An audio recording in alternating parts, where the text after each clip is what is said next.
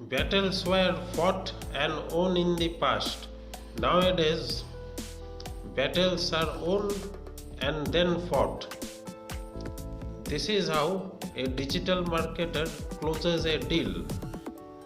Firstly, they fix the goal, then they formulate the strategy, and finally, it is followed by the execution of the task.